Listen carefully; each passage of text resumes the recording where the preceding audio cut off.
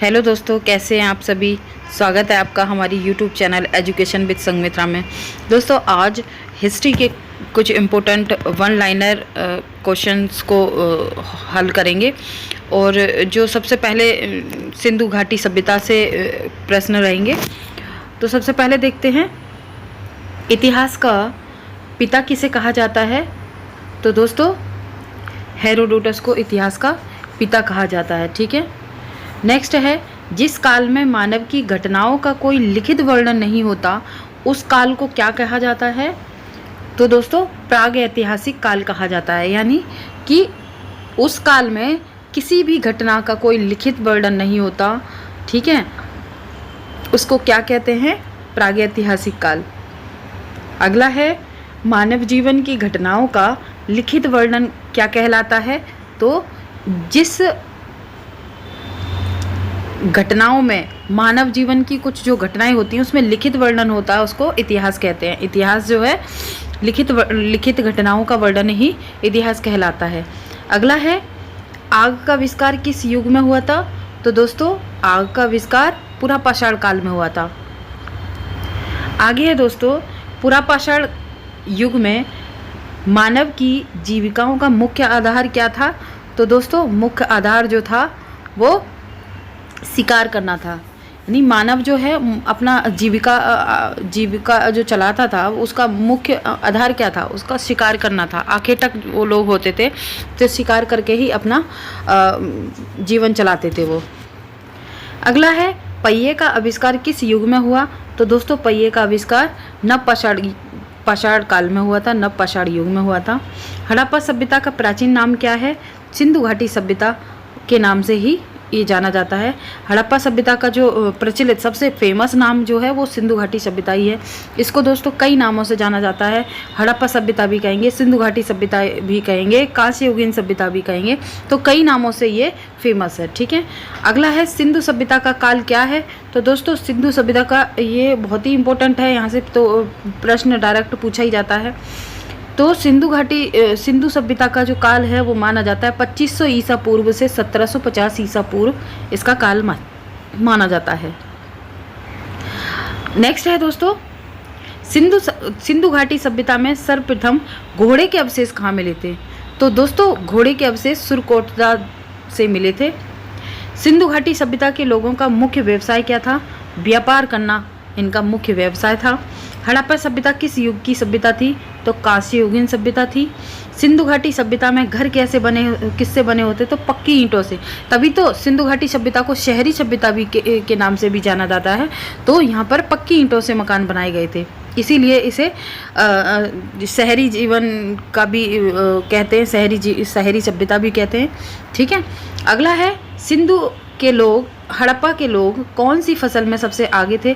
तो सबसे ज़्यादा जो फसल उगाते थे वो कपास ही उगाते थे। ठीक है। हड़प्पा सभ्यता की खोज सर्वप्रथम किसने की। तो दयाराम साहनी ने की थी। कब की थी। 1921 में। दोस्तों, कब की थी। 1921 में दयाराम साहनी के द्वारा हड़प्पा सभ्यता की खोज की गई थी।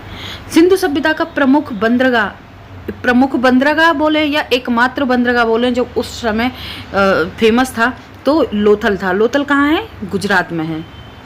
आगे है, सिंधु सभ्यता का स्थल कालीबंगा किस प्रदेश में है। यानी कालीबंगा का मतलब है काले रंग की चूड़ियाँ बनाना। ठीक है। तो कालीबंगा यानी जो है वो राजस्थान में है। ठीक है। चूड़ियों के देश के नाम से भी इसको जाना जाता है। ठीक है। नेक्स्ट है, हड़प्पा सभ्यता की खोज किस वर्ष हुई थी। तो 1921 में हुई थी, जो मैंने बताया था कि दयाराम साहनी के द्वारा हड़प्पा सभ्यता की खोज की गई थी। आगे है दोस्तों, हड़प्पा के लोगों की सामाजिक पद्धति कैसी थी। तो सामाजिक पद्धति जो थी उचित समतावादी थी। ठीक है। नेक्स्ट है, सिंधु सभ्यता के किस स्थल को नखलिस्तान कहा जाता है। नखलिस्तान जो है मोहनजोदड़ो को कहा जाता है। हड़प्पा सभ्यता में हल के खेत जोतने का साक्ष्य कहाँ से मिला था। तो कालीबंगा से ही मिला था।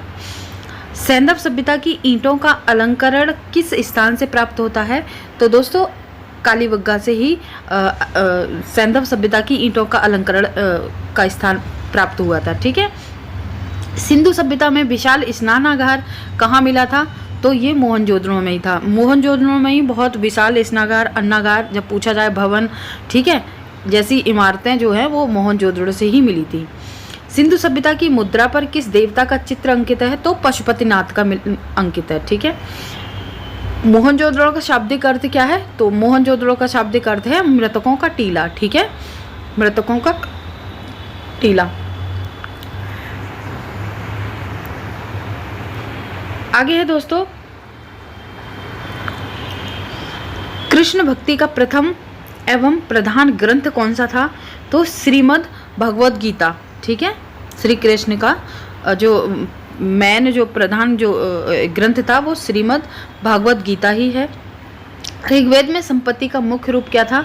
तो गोधन, ठीक है, गोधन ही मुख्य रूप था संपत्ति का। किस मंडल में शूद्रों का उल्लेख ऋग्वेद में पहली बार किया था?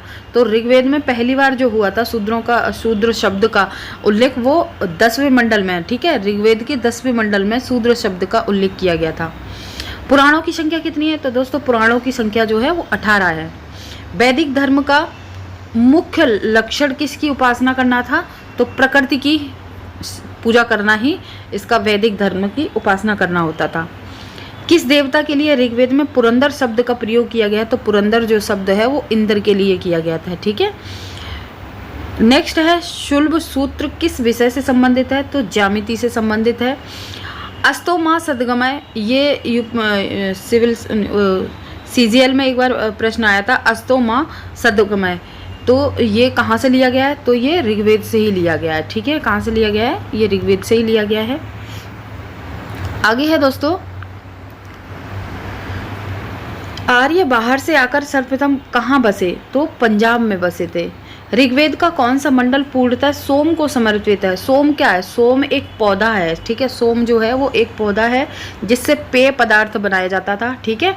तो ये सोम जो है वो कौन से मंडल में है? वो 9वें मंडल में है, ठीक है। सोम एक पौधा है, ये जान लीजिए कि यानी ऋग्वेद का कौन सा मंडल जो पूर्णतः सोम को, तो सोम जो शब्द है वो सोम जो है वो एक पौधा है जिससे पेय पदार्थ बनाया जाता था, ठीक है। तो ये ऋग्वेद के 9वें मंडल में है। 10 राजाओं का प्रसिद्ध युद्ध दसराज युद्ध किस नदी पर हुआ था? तो परसुनी नदी पर हुआ था। ये धर्मशास्त्रों में भू राजस्व की दर क्या थी?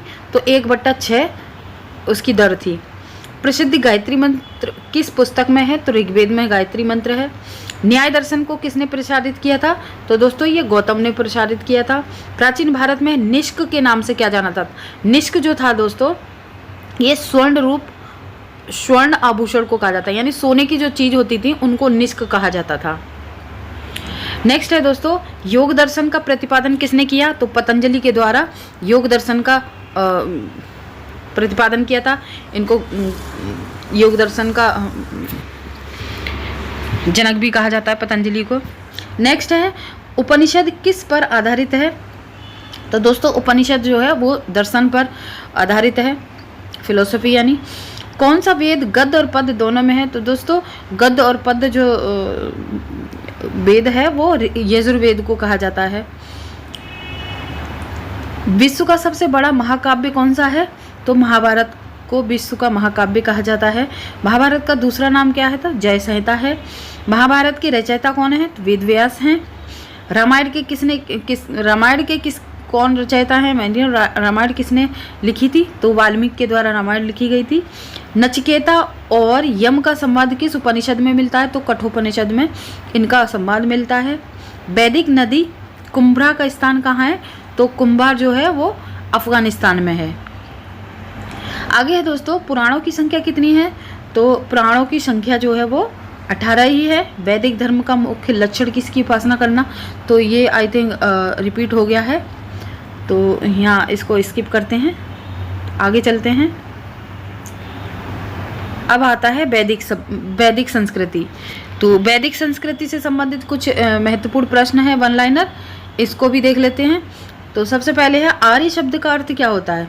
तो आर्य जो है वो श्रेष्ठ या कुलीन शब्द से इनको जाना जाता था, यानी आर्य का मतलब है श्रेष्ठ हो या कुलीन वर्ग से संबंधित है।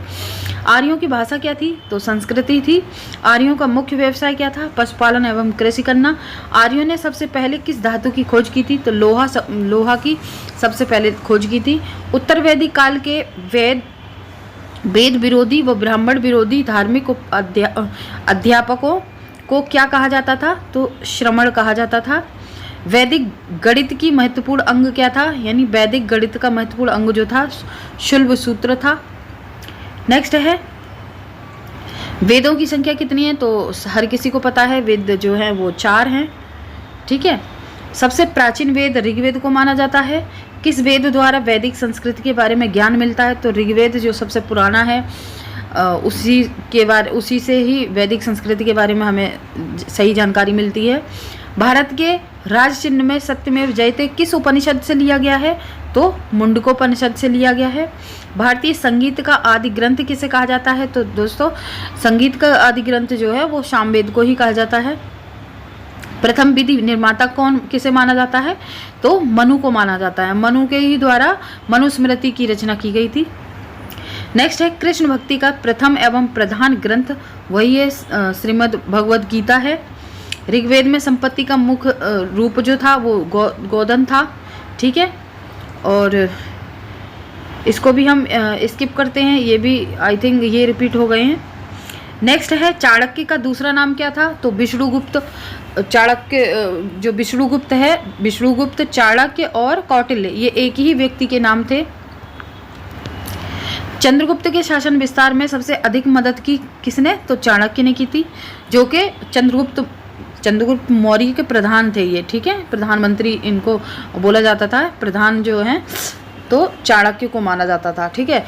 और चाणक्य का मतलब होता है जिसकी नीतियों में वो मतलब ज़्यादा अपना दिमाग ज़्यादा चलाते थे और ज़्यादा उनकी नीतियाँ जो थी बहुत अच्छी मानी जाती थी। चाणक्य की कुटिल नीति का भी बोला जाता था, कुटिल नीतियों का प्रवर्तक जो है वो चाणक्य को ही माना जाता था। किसकी तुलना मैकियावेली के प्रिंस से की जाती है, तो मैकियावेली के प्रिंस, अब पहले ये जान लीजिए मैकियावेली ने प्रिंस लिखी थी, ठीक है। तो प्रिंस जो है कि उसकी तुलना किससे की जाती है, तो कौटिल्य का अर्थशास्त्र से की जाती है। अर्थशास्त्र किसने लिखा, तो कौटिल्य के द्वारा अर्थशास्त्र की रचना की गई थी, ठीक है। नेक्स्ट है किस शासक ने सिंहासन पर बैठने के लिए अपने बड़े भाई की हत्या की थी, तो अशोक ने हत्या की थी। सम्राट अशोक की उस पत्नी का क्या नाम था जिसने उसे प्रभावित किया, तो कौरवकी थी अशोक की पत्नी। अशोक ने सभी शिलालेखों में 1 रुपया से किस प्रकृति का प्रयोग किया था, तो मागधी में ही उसका प्रयोग किया था शिलालेखों पर। बिंदुसार ने विद्रोहियों को कुचलने के लिए अशोक को कहाँ भेजा, तक्षशिला भेजा था। किस सम्राट का नाम देवप्रियदर्शी था, तो सम्राट अशोक का देवप्रिय के नाम से ही ज़्यादा फेमस था सम्राट अशोक का नाम। किस राजा ने कलिंग के युद्ध में नरसंहार को देखकर बौद्ध धर्म को अपना लिया था, तो सम्राट अशोक ने ही बौद्ध धर्म को स्वीकार किया था सबसे पहले। कलिंग का युद्ध कब हुआ था, तो 261 में ईसा पूर्व में हुआ था। प्राचीन भारत का कौन सा शासक था जिसने अपने अंतिम दिनों में जैन धर्म को अपना लिया था, तो चंद्रगुप्त द्वितीय ने जैन धर्म को अपना लिया था, ठीक है। मौर्य साम्राज्य में कौन सी मुद्रा प्रचलित थी, तो पर्ण मुद्रा होती थी, वो मौर्य साम्राज्य में प्रचलित थी। अशोक का उत्तराधिकारी कौन था, तो कुणाल जो था वो अशोक का उत्तराधिकारी बना था। अर्थशास्त्र का लेखक चाणक्य किसके समकालीन था, चंद्रगुप्त मौर्य के समकालीन थे, ठीक है। मौर्य काल में शिक्षा का प्रसिद्ध केंद्र क्या था, तक्षशिला था। यूनान के शासक सेल्यूकस ने अपने राजदूत मेगास्थनीज को किसके राज दरबार में भेजा था, तो चंद्रगुप्त द्वितीय को भेजा था, ठीक है। यानी दोबारा से रिपीट करती हूँ मैंने, यूनान के शासक थे सेल्यूकस निकेटर, ठीक है। इसने अपने राजदूत को मेगास्थनीज थे, वो यूनान का शासक था सेल्यूकस निकेटर। इन्होंने अपने राजदूत मेगास्थनीज को भेजा था चंद्रगुप्त के दरबार में, ठीक है। चंद्रगुप्त मौर्य ने सेल्यूकस को कब पराजित किया? तो 305 ईसा पूर्व में पराजित किया था। मेगास्थनीज की पुस्तक का क्या नाम था? तो इंडिका जो है, इंडिका बुक है, वो किसके द्वारा लिखी गई? तो मेगास्थनीज के द्वारा लिखी गई थी।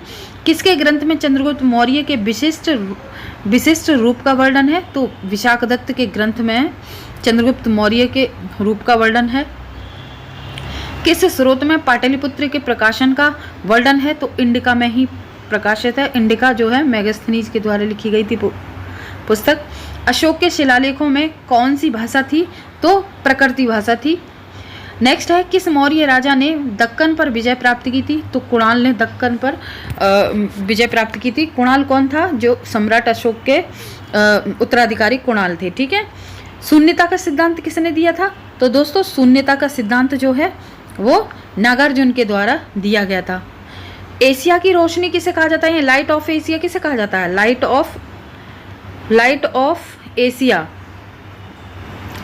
गौतम बुद्ध को कहा जाता है। ठीक है, यानी एशिया की प्रकाश पुंज भी कहते हैं।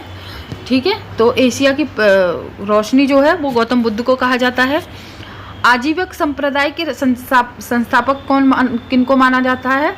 तो मखल्ली गौशाल को माना जाता है।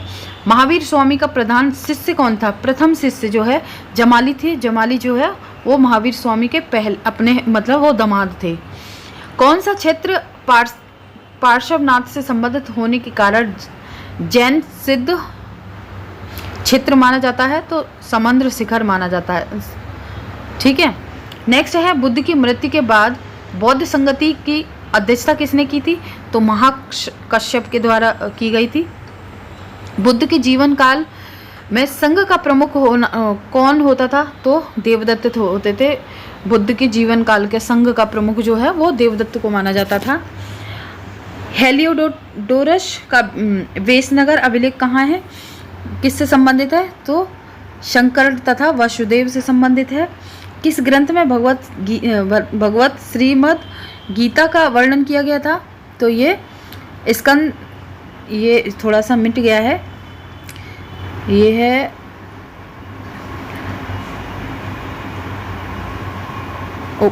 कोई है, ये कौन सा उपनिषद है? नेक्स्ट है दोस्तों, जैन धर्म में प्रथम विभाजन श्वेतांबर संप्रदाय के संस्थापक कौन थे? तो श्वेतांबर संप्रदाय के संस्थापक स्थूलभद्र थे। प्रथम जैन महासभा का आयोजन कहाँ हुआ था? पाटलिपुत्र में किया गया था। राजा मिलिंद के साथ किस बौद्ध भिक्षु के संवाद हुए थे? तो नागसेन। ठीक है, नागसेन के साथ राजा मिलिंद के संवाद हुए थे। जैन धर्म के श्वेतांबर व दिगंबर संप्रदाय का विभाजन कब हुआ? तो चंद्रगुप्त मौर्य के समय में ही हुआ था।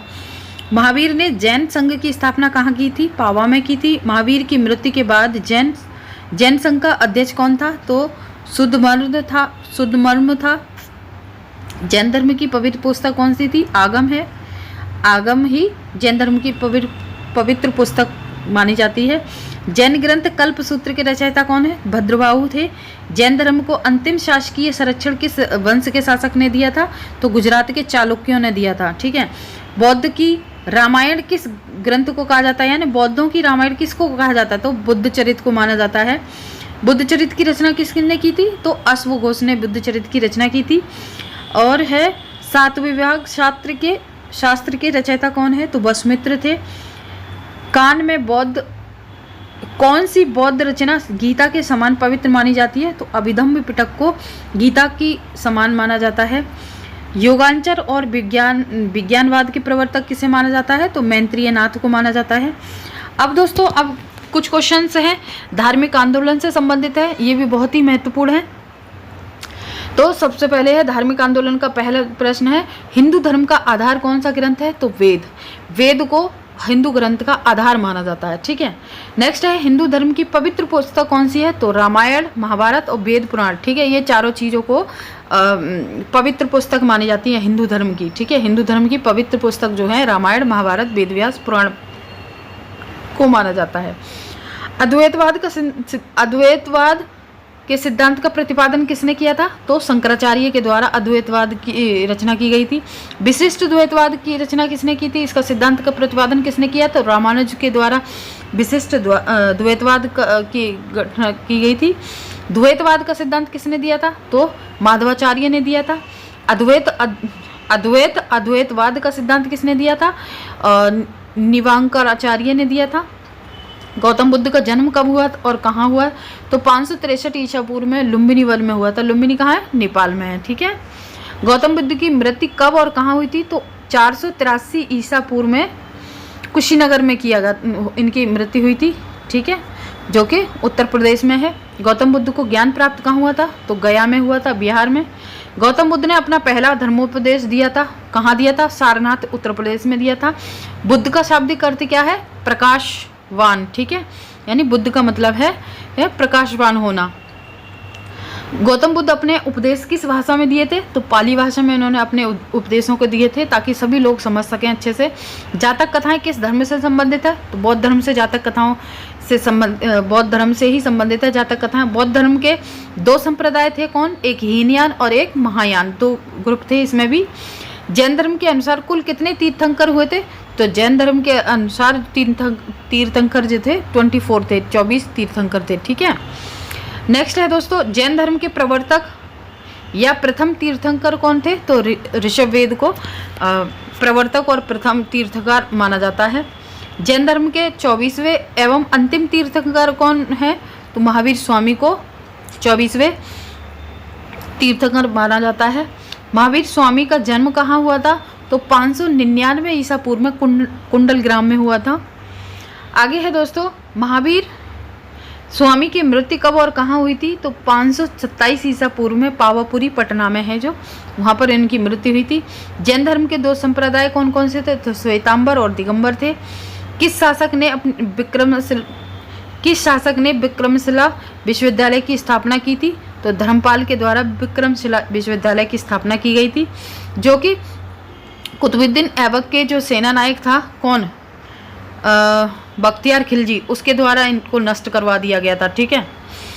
और प्रथम बौद्ध संगति कहाँ और किसके शासन में आयोजित हुई थी? तो सप्तपदी गुफा, जो कि राजगृह में थी, अजातशत्रु के शासनकाल में इसकी प्रथम बौद्ध संगति हुई थी। अब दोस्तों महाजनपद काल के संबंधित प्रश्न आ जाते हैं। ठीक है, तो इसमें भी काफ़ी इम्पोर्टेंट प्रश्न है। तो सबसे पहले है बिंबिसार का संबंध किस वंश से था? तो बिंबिसार जो है वो हर्यक वंश से संबंधित थे। हर्यक वंश के किस शासक को कुड़िक कहा जाता था? कुड़िक अजातशत्रु को कहा जाता था। ठीक है, तो अजातशत्रु ने ही प्रथम बौद्ध संगति इन्हीं के शासनकाल में हुई थी। किस शासक ने गंगा और सोन नदियों पर पाटलिपुत्र नामक नगर की स्थापना की थी? तो पाटलिपुत्र नगर की स्थापना जो है वो उदयन के द्वारा हुई थी। ठीक है, उदयन के द्वारा। सिकंदर महान की मृत्यु कब और कहाँ हुई थी? तो 323 ईसा पूर्व में बेबीलोन, जो कि इराक में है, यहाँ पर उनकी मृत्यु हुई थी। अगला प्रश्न है, सिकंदर महान ने भारत पर आक्रमण कब किया? तो सिकंदर ने सबसे पहले जो आक्रमण किया था वो 326 ईसा पूर्व में किया था।